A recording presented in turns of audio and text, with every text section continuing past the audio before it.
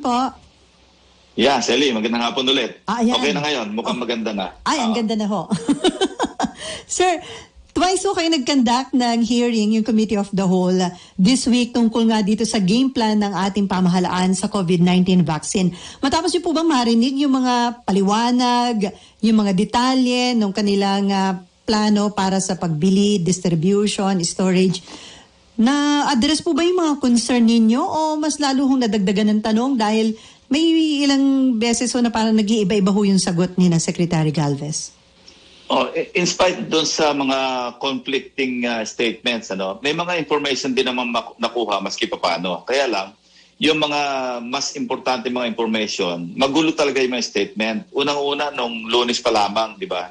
Mm-hmm. Nung Lunes, sinasabi na yung COVAX, malaki discount, parang pwede kalahati lang ang presyo. And then all of a sudden, kahapon, biglang libre pala yung binibigay ng COVAX facility.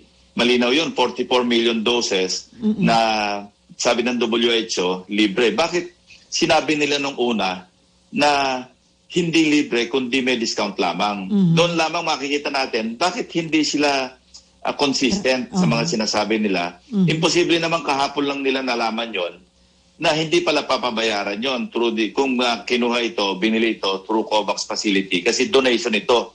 Hindi lamang ng WHO kundi yung mga mayayamang bansa sa European Union bibigay ang ng libre para sa mga developing countries tulad ng bansa natin. Ito po yung AstraZeneca, sir.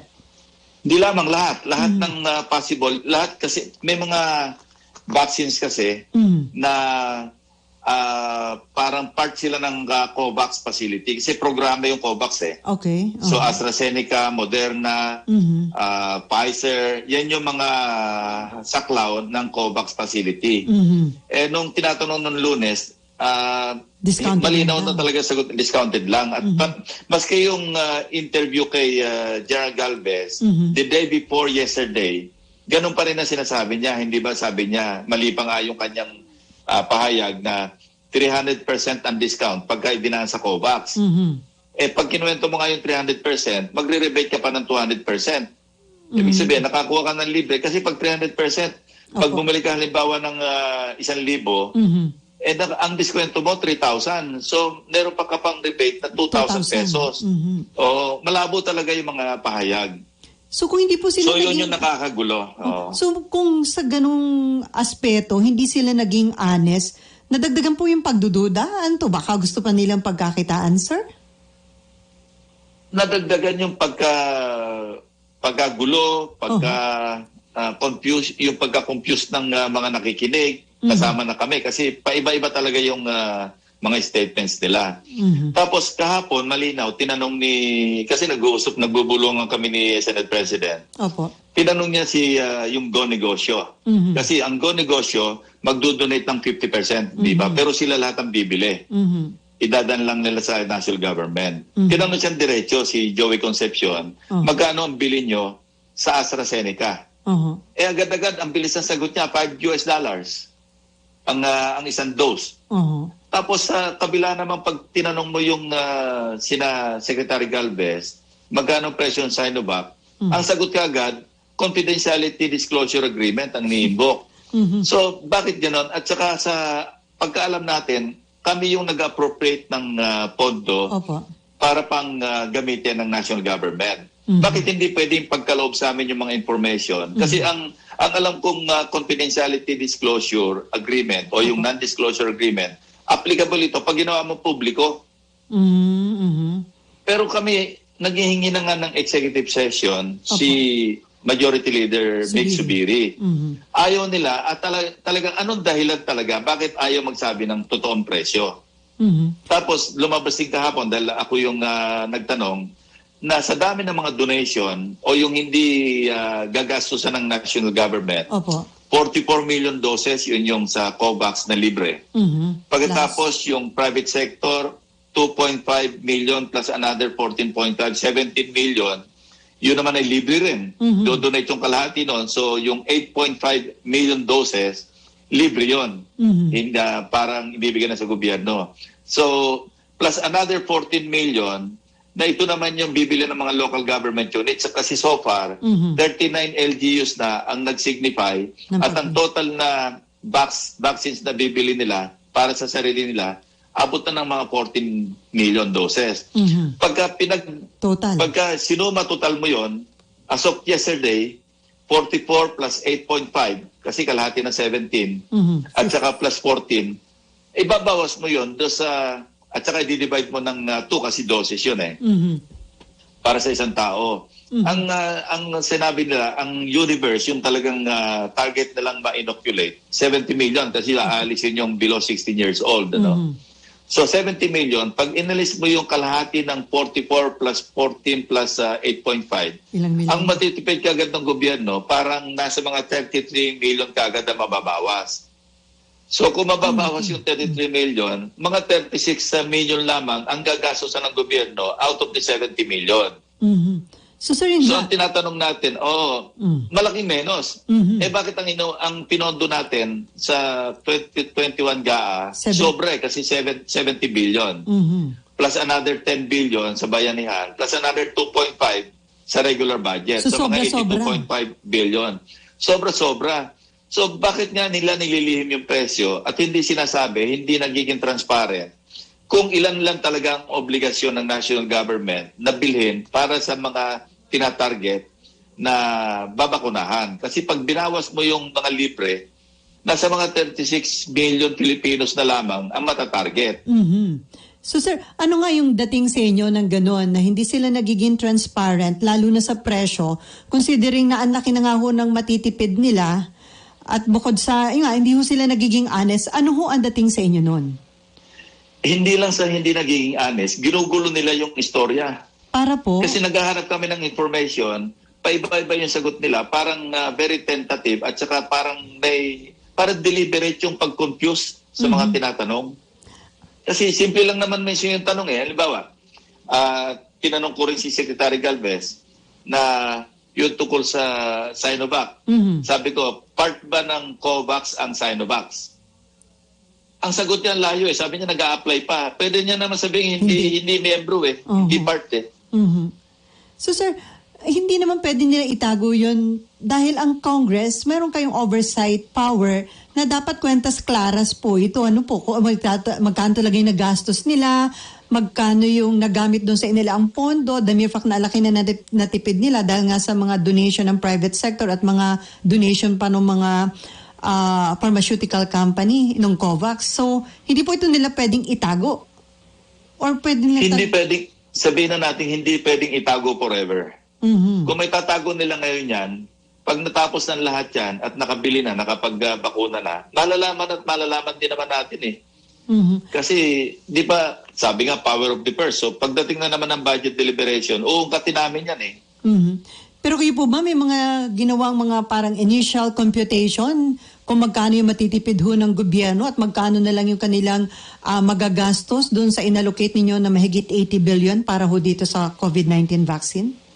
Sa ngayon magulo pa nga kasi di ba kung $5 yung per dosage, ang halimbawa AstraZeneca, kung $5, sa $10, mga 500 pesos yon, di ba? Sabihin na natin 50 to 1.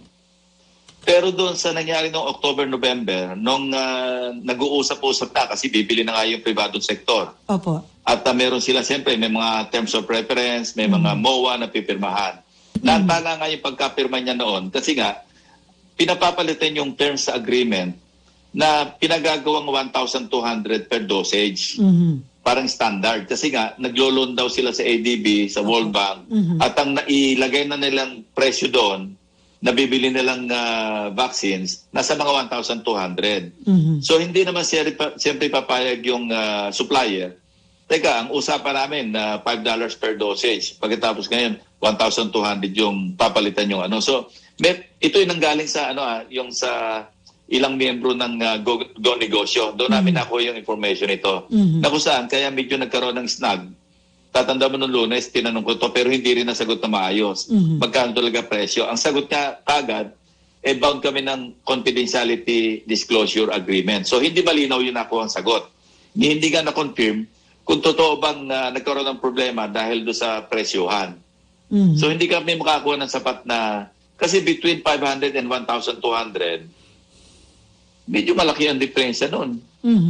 Pero sir, under the Bayanihan 2 na extended hanggang June, obligado po ba ang Malacanang na mag-report pa rin sa Congress tungkol dyan, kagaya ng pagbili ho sa bakuna?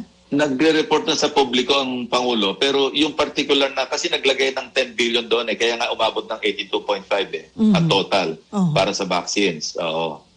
So, yun na lang, yung pagre-report na lang ni Presidente weekly, televised, yun na lang po nagiging pag-report Pero, ng kanya. Sally, alam mo, darating at darating araw, Opo. they will have to face na magkukwenta sila, mag-accounting sila. Una-una sa COA. Kasi public funds yan eh. Huwag na yung donation. Pero yung portion ng gobyerno na kung saan bibili ng gamit yung public funds, hindi sila makakaiwas yan eh. It's just a matter of time. Sooner or later, haharap at harap sila na magsasabit sila ng accounting ng ginastos nila kasi that's how public expenditures work. So, hindi nga talaga ito nila may tatago na forever. Talagang lalabas at lalabas din po ang totoo. Pero ang tanong, bakit ginugulo nila ngayon? Ba't ang gulo ng mga sagot? At ano po ang inyong suspecha dun, sir?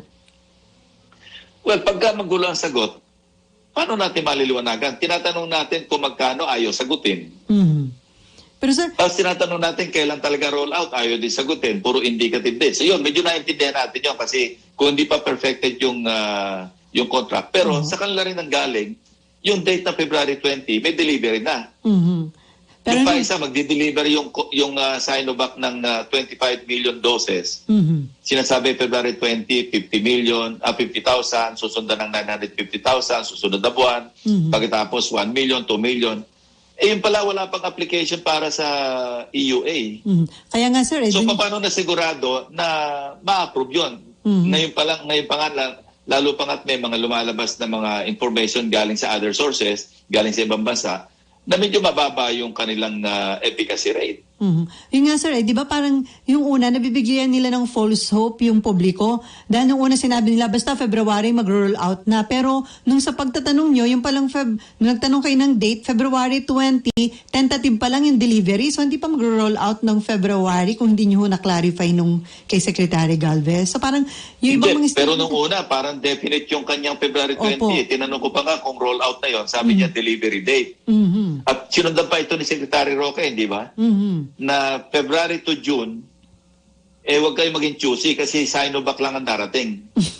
So, obvious Eli, na ang preference talaga nila, Sinovac, maski itago nila, itanggi nila yan, sa mga pananalita nila, sa mga kilos nila, parang gusto nilang paunahin yung Sinovac. Ang tanong doon, bakit?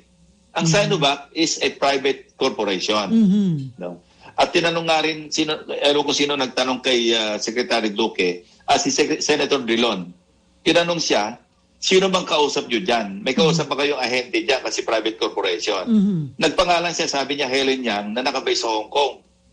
Na-interview Kasi kung, di ba sinasabi G2G? So dapat ang kausap nila, Chinese government. Bakit ang kausap na nila ngayon, yung presidente di umano ng Sinovac? Ano na nangyari? Government to private na. At saka sir, may track record daw ho itong Sinovac na parang nanunuhol.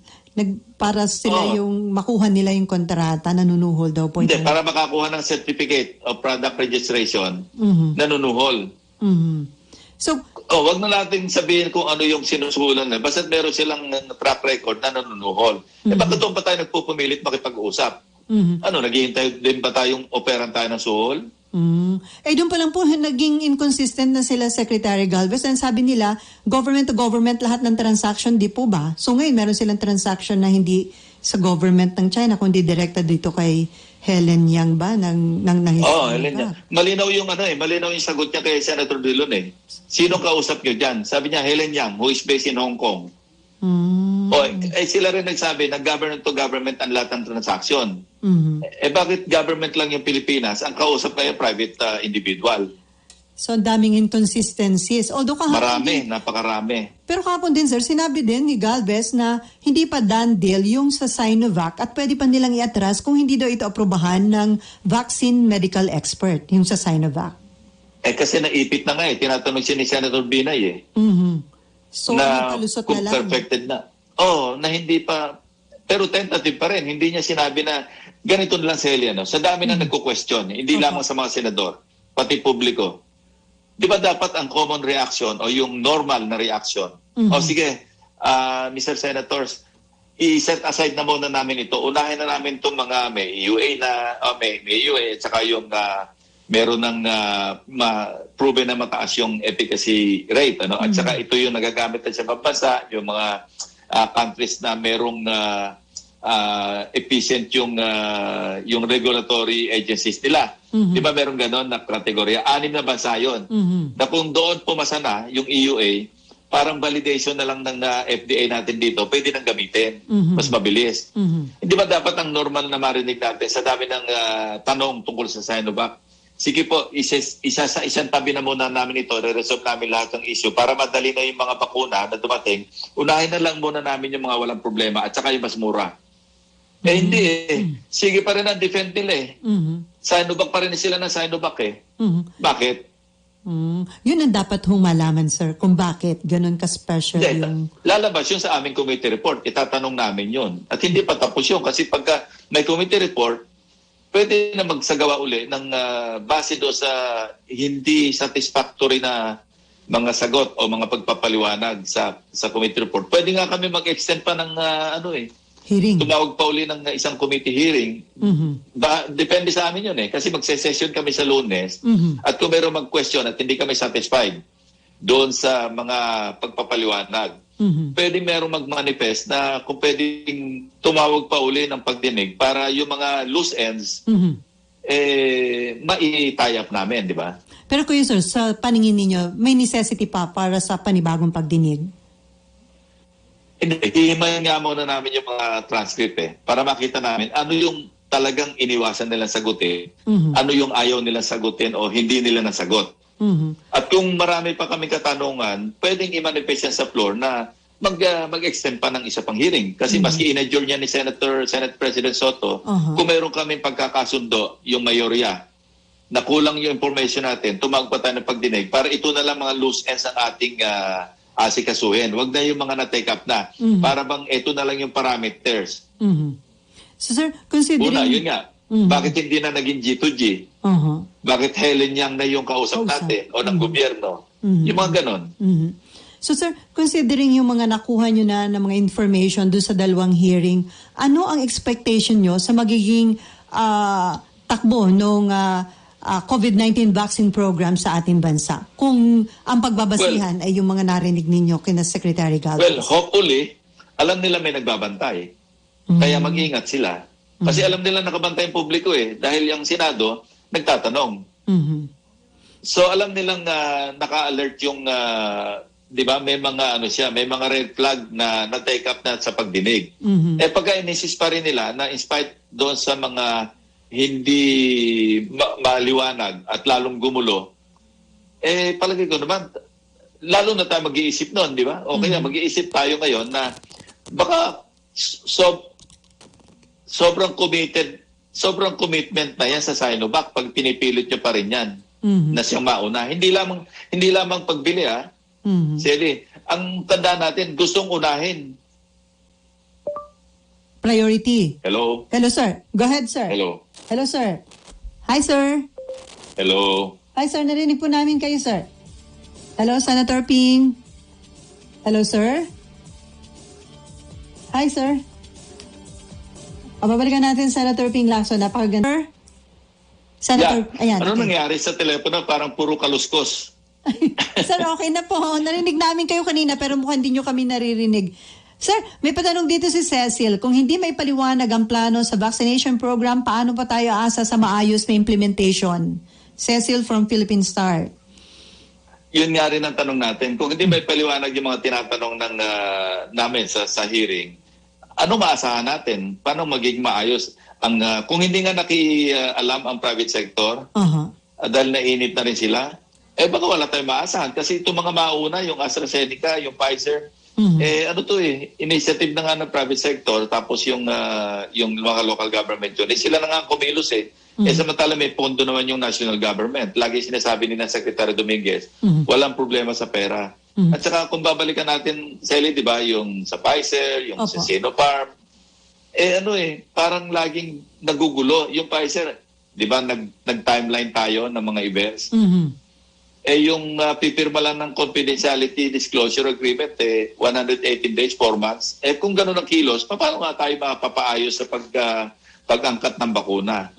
Pero sir, understandable ba sa inyo yung kahapon ay concern ni Senator Cynthia Villar na yung sa private sector, sila na nga yung bibili, 50% idodonate na nga nila sa government. Pagtapos yung 50% na may iwan sa kanila, wala pa silang free hand kung kanino nila i-distribute yun. Parang susunod pa rin sila doon sa priority list ng Department of Health. Hindi, okay lang yun para maayos. Kasi unahin yung mga frontliners, pagkatapos mga senior citizens. Merong guidelines, pero babalik din naman yun sa mga pribadong sektor na nag-donate yung 50%. Hindi pwede ng pakialam ng gobyerno kasi meron na nga silang 50% noon. Ang gusto lang nila, sila yung may control ng storage. Siguro, dahil gusto nilang yung standard ng cold storage, mataas, ano? Hindi yung kung ipapabaya ito sa kanya-kanyang corporation, baka mamaya mapabayaan yung storage. May mga dahilan sila dyan, pero isa pa yun, kung may garantiya naman yung private sector, amin naman yan, kami na bahala sa storage, kami na bahala mag-distribute, basta susunod kami sa panuntunan ninyo kung ano yung mga priorities. Dapat wala rin problema. Ngayon, bakit kailangan kontrolin pa rin ng national government? Remember, meron tayong 2.5 billion para sa logistical requirements, pati sa storage. So sir, yung Senado, di ba, plano rin bumili ng vaccine. So kung bibili ang Senado, dadaan pa rin po ito sa national government? Yun nga, kami, national government Oo na nga rin pala, kami. national government na kayo. So dadaan pa rin kayo sa kanila? Yun ang gusto nila. Na, although wala ng 50% yun. Kaya lang, dadaan kami sa kanila, sila bibili para sa amin. Although nakapirma rin yung Senate President yan. Pagkatapos, pag dumating, sila rin na mag-i-storage. Ganun ang gusto nila. Samantalang, papayag naman siguro yung private sector, pati yung storage, sila na yung gumastos din para sa 50% nila. Pero bakit gusto pa rin ng national government, sila pa rin na mag-control ng storage? Sobra na yung talagang monopolize na nila ng husto lahat-lahat, sir. Lahat sila yung magdidikta or masusunod. Anyway, sir, although marami pa rin talagang tanong, hopefully maging successful pa rin. Maraming tanong, Sally. Pero sana... Parang sa 100 tanong namin, baka sabihin na natin, wala pang 50% yung nasagot. At dahil dyan, andun ang possibility na magkaroon pa ng panibagong pagdinig ang Committee of the Whole. Well, pag-uusapan namin, ako mismo, dahil sa napakaraming loose ends, parang kapos na kapos kung gagawa kami ng committee report at meron din mga hanging questions na hindi man lang natugunan na maayos, parang useless din yung committee report namin. Sir, ito pa ang isang medyo magulo, is itong usapin sa Chacha. Itong Kamara, sa pangunguna ng kanilang House Committee on Constitutional Amendment Chairman na si Congressman Garbin, abay pinanindigan po yung sinasabing yung kanilang proseso na nasa committee level pa lang sinasabi ng CONAS at sinabi pang bahagi daw yun ng constitutional power. At ngayon naman, ang kinakatwiran, ang naging basehan daw po yung resolution ay yung ifinay noong pong 2018, yung kanilang nagiging hakbangin sa Kamara. Isa papagulo yan. Kasi alam mo, yung unang-una, medyo kumambyo na siya . Yung sinasabi niyang Constituent Assembly na yung kanyang committee hearing o committee, sabi niya, hindi na ganon. Constituent power yung kanilang exercise. So hindi ba niya yung tema, hindi na. Hindi na Constituent Assembly. Kasi ang nakalagay naman sa Constitution, di ba? Ang ninenem doon, Congress, by a vote of, nakalagay, 3/4 of all its members. Pero yun, ibang kontrobersya yun kasi voting jointly or separately. Ngayon, sinasite niya nga yung Senate Resolution 580 na pinal ko noong, I think, January 2018, 17 Congress yun . Pero ibang-iba yung kanyang paliwanag tungkol doon sa talagang nilalaman ng resolution. Ang nilalaman ng resolution ko doon, parang, okay, pwede namang gawin, kasi ang pinagbasihan doon yung sa Ateneo Law Center, na kung saan, pwede naman parang magsimula ito as a regular lawmaking process. Meaning, mag-propose ng amendments yung House, mag-propose ng amendment yung mga amendments yung Senate, tapos kami sa committee level, parang lawmaking. Tapos dadali sa plenaryo, aproba namin, At kung ano yung pagkakaiba Opo. doon sa version sa mga proposed amendments ng House at saka sa proposed amendments ng Senado, doon ngayon mag-uupo as a Constituent Assembly. So, Yung sa kanya naman, committee pa lang, Constituent Assembly na. So sir, inilalagay ba? Masama ang plano, alam mo Sally, masama ang plano nila kasi meron na rin nagsasabi na dadali na sa Korte Suprema yung interpretation. So, bukod talagang plano nila, baliwalain yung Senado. Kasi pagka, parang itetest nila na pagka nag-rule ang Korte Suprema ng voting jointly, kung 3/4, edi 300, yung sabihin natin 300, round off na lang natin, yung mga congressmen, kami 24. So, 3 times 300, 900 divided by 4. Yun ang 3/4. O, nasaan kami ngayon pupuluting 24? So, kayang sila Eh, di nila. sila na lang yun. Pwede Sila na lang yun. Baliwala na kami. So, ano to, testing the waters? Parang talagang may ibang agenda sila? Parang, parang i-shortcut yung proseso, sir? Although, ang dinadanggal naman nila kasi galing na mismo sa kanya, pati doon sa resolution ni Speaker Velasco, na voting separately. Pero hindi naman sila rin na masusunod kasi may mayorya sila. Kung ba sa mayorya nila, hindi. Kasi meron na nga ibang mga nagsasabi sa kanila, hindi tayo voting separately kasi maliwanag. Totoo rin yun, doon sa Article 17, Section 1, yung paragraph 1 ng Constitution. Sinasabi ka by the Congress, yung proposed amendments, yung or revisions, by the Congress, by 3/4 votes of all its members. Wala naman sinasabing voting separately or jointly. So pwedeng i-assume mo na voting jointly yon. Pwede rin namang kung babalikan natin yung debate o yung deliberation ng Constitutional Commission noong 1986 para sa 1987 Constitution. Pwede rin makita natin doon ang intention voting separately. Katunayan, kung natatandaan mo, Sally, nagkaroon ng pagdinig doon sa committee ni Senator Kiko Pangilinan. Nandun sina dating Commissioner Adolfo Atscuna kasi siya yung member siya ng CONCON noon Constitutional Commission. Sina Chief Justice Puno, nandun. Tapos ang kanilang pahayag, nung kasi iba-iba silang komite. Merong komite sa preamble, may komite sa local government, may komite sa constitutional amendment, mga ganon. Sinasabi niya, natatandaan ko yung testimony noon ni Justice Ascuna. Ang assumption nila all the time, unicameral. Maski doon sa mga kanila mga committee level, unicameral talaga yung tinitingnan nila.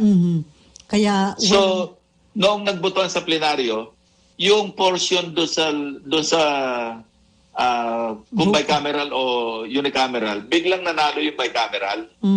Kaya walang isang klaro. boto lang yun Ang bumoto nga doon si Attorney Peli Aquino, yung misis ni Joker, ni Len Joker. Siya yung naging swing vote. So nung sa plenaryo, biglang naging bicameral, sinabihan si ni late Justice Cecilia Muñoz Palma, who was then the chairperson of the Constitutional Convention. Sinabihan daw siya na, Adolf, sabihan mo yung komite na nangangasiwa doon sa revision at saka sa amendment ng Constitution na baguhin yung kanilang recommendation. Kung sa plenaryo lalabas, i-define na doon na voting separately kasi biglang naging bicameral. Oo. At sabi naman ni Justice Artuna, hindi naman ako ang chairman ng Constitutional Commission, kundi si Justice Palma. Dapat ang magsasabi si Justice Palma, hindi ako. Kasi hindi niya nga under yung head ng yung chairman ng committee na yun Kaya po yung mga legal... Hanggang sa napabayaan na nila. So, lahat po yung mga legal luminaries, natatandaan ko, sinasabi nila, naniniwala sila na dapat voting separately kasi sa simpleng batas nga, magkahiwalay yung inaaprubahan yun. How much more kung pagbabago sa ating Constitution? Tama yun. Pero yun, mas maganda balikan. Pag ito umabot na sa Korte Suprema, halimbawa, para mag-interpret yung Supreme Court. At anyway, sila lang ang pwede talaga mag-interpret ng mga nilalaman sa ating saligang batas. Lalabas lahat ito. Pati yung, siguro, pag nag-testify doon si kaya naging kinuhang resource person si Justice Ascuna, ipapaliwanag niya yun na ganito nangyari dyan. All the time, ang assumption ng namin lahat, bicameral, kasi yun din ang paglalabanan doon sa plenaryo nila. unicameral. Biglang nag-swing vote ngayon, biglang sa halip na unicameral, naging bicameral. Hindi na nabalikan ngayon yung provision do sa Article 17, Section 1, Paragraph 1. Hindi, pababago sana yon, nalagyan ng voting separately para malinaw. So sir, anong plano ng Senado? Mag-uusap ba uli kayo? Magkakaroon ng All Senators Caucus para alam kung ano magiging hakbangin ninyo pagdating dito sa usapin ng pag-amend daw sa ilang provision na ating Constitution? Maliwanag yung posisyon namin, maski noong 17th Congress pa lamang, diniscuss na namin ito. Maski noong ang Senate President pa, si Senator Coco Pimentel, pag-usapan namin ito na unless maliwanag yung interpretation Opo. ng provision na yon sa konstitusyon na ang Senate hindi magiging baliwala, okay sa amin na magkaroon ng charter change. Via Ang problema nga CONAS. namin, maski Constituent Assembly, maski basta't payag kami, pero kailangan malinaw yung role ng Senate. Hindi po pwede malabo. Ngayon, ang problema, parang parang chicken and egg. Kasi kung wala namang tinatawag ng mga abogado na cause of action, kung hindi naman pwede mag-akto ang Korte Suprema, parang hindi na ginagawa ito yung parang sinasabi declaratory relief. Para bang wala pang ng kontrobersya ano yung interpret namin? Parang ganon. Kung wala so pa ngayon, naman. ano ngayon na mauna? Si Senate President, nagsuggest siya, Senate President Soto, hindi, meron ako solution dyan. Ano po daw?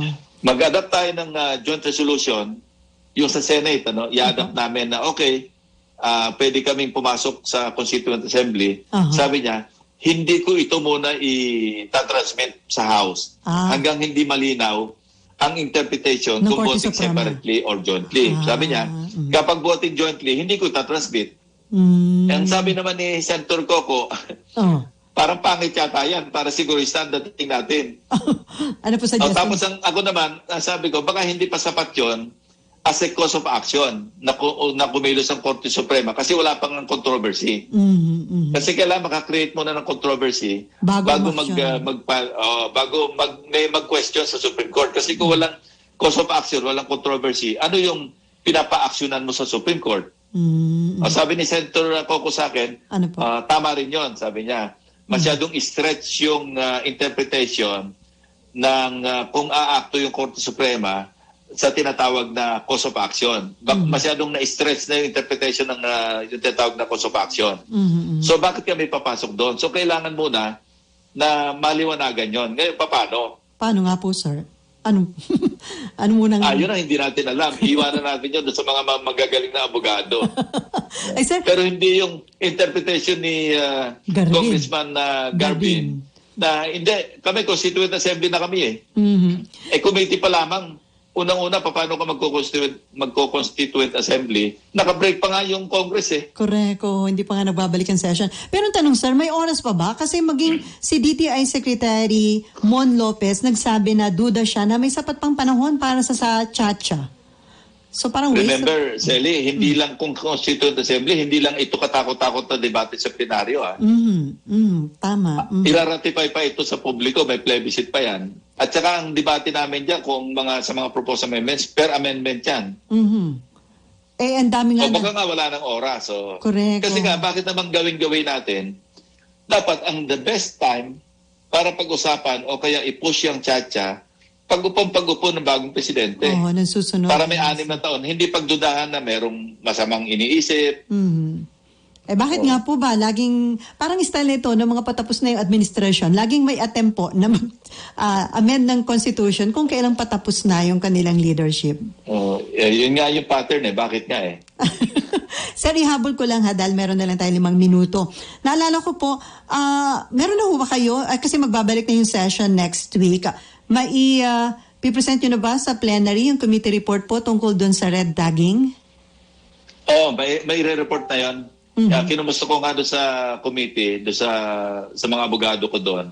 Inaayos lang nila yung pero naandyan na yung draft. So, may re-report out ko yan itong pagbalik itong Enero. Kung pinakamatagal na siguro, baka abutin ng mga first week of February. Pero inaayos na. Pwede nyo po ba masabi kung may recommendation doon na pinapaboran yung panukala na i-criminalize yung red tagging? hindi ko pa nabasa lahat yung recommendation. More or less may idea ko. Pero yung mga general controversies, mga issues, ang ano. At panghuli, sir, meron na nakaschedule na oral argument dito ho sa mga petition laban sa anti-terrorism law. Although na-postpone lang po yata dahil nagkaroon yata may positive sa COVID sa office ni Soljan Calida. Ano po yung inyong expectation dito sa mangyayari na oral argument sa Korte Suprema? Unang-una, mabuti at magkakaroon ng resolution. Kasi sooner or later, i-resolve talaga ng Supreme Court yan dahil sa dami ng petitions. At ako, masasabi ko lang, kasi ako bilang may akda at saka nag-sponsor, Opo. ano yan, solid ground. Ano? As far as the Senate or the Congress is concerned, solid ground yung ano, yung kasi nabasa ko rin yung mga nire-raise na issue eh. At tinanong ko rin sa mga abogado, hindi lamang sa abogado ng opisina ko, kundi mga kakilala ko rin mga abogado na sabihin na natin talagang magagaling na abogado. Nag-consult din ako sa mga ibang mga judges na kakilala ko. Mukhang maganda naman. But of course, we cannot second guess kung ano yung magiging sentiment ng bawat isa sa 15 maestrado. Although, hindi ho mga pipitsugin yung mga nag-file ho. Pero sir, di ba mga hindi Ha? Nawala na naman. Although hindi pipitsugin po no yung mga nag-file ng petition, mga kilalang personahe din po yung mga oo. Nandiyan pa siya? Hi sir. Hello sir. Hi sir. Hello. Ayan. Hi sir. Pero sir, hindi ho pipitsugin yung mga nag-file ng petition ano? Kasama po ba sa mga nag-file sina dating ombudsman at dating DFA Secretary? Excellent naman yung aking signal. Hindi niyo na po ako marinig, sir. Ha? Pero landline na yung ginamit natin? Skype. Nag-ano tayo? Nag-Viber na lang tayo kay Sir Viber. Maraming salamat. Sir, maraming salamat na lang po. Paalam na. Tawagan mo na lang, Senator Ping. Sabihin mo, thank you dahil wala nang oras. Sayang, hindi na tayo nakapag